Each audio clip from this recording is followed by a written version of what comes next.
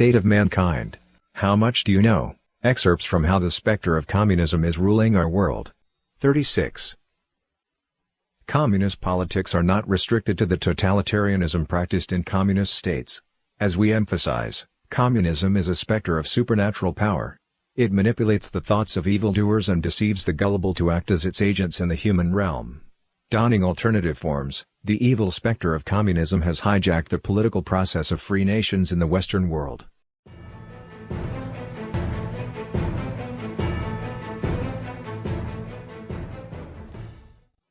Europe is already in the grip of socialist ideology and policies. The United States is a special country. In the late 19th and early 20th centuries, when the communist movement raged across Europe, its impact on the United States was limited. In 1906, German scholar Werner Sombart wrote a book on the topic called Why Is There No Socialism in the United States? But the situation has since changed dramatically.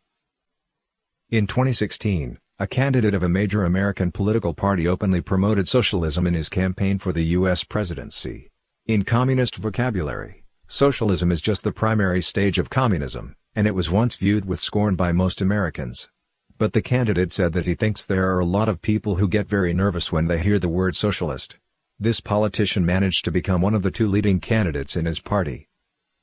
A poll taken toward the end of the 2016 campaign showed that in one of the major leftist parties, 56% of people said they had a positive opinion toward socialism, continuing a trend suggested in 2011 by the Pew Research Center.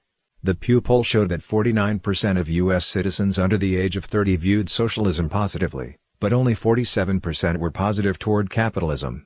This marks an overall ideological shift to the left as society loses its understanding of communism.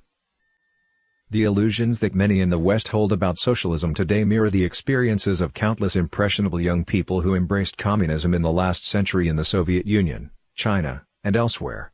The younger generation lacks deep understanding of their own history, culture, and traditions. Their resistance to socialism, which to them looks mild and humane, is non-existent. The great communist deception of the 20th century is coming to repeat itself in the 21st. Marx's axiom "from each according to his ability, to each according to his need" is quite effective in deceiving the young, who fantasize about a life of generous socialist welfare as seen in the Nordic countries. These countries' welfare systems have caused many social problems, but all attempts to bring about fundamental changes to the systems are stonewalled by the multitude of welfare recipients. The only electable politicians are those who continue to expand taxation and government intervention by using anticipated revenue. As the economist Milton Friedman said, "A society that puts equality before freedom will get neither. A society that puts freedom before equality will get a high degree of both." High welfare socialism promotes the continuous expansion of government and leads people to vote away their freedoms. It is an important step in the communist specter's plans for enslaving humanity. Once all nations make the transition to socialism, the current Nordic model of socialism is but a simple step from democracy to totalitarianism. Once the socialist primary stage is completed, political leaders will immediately implement communism. Private property and the democratic process will be abolished. The welfare state will metamorphose into a yoke of tyranny.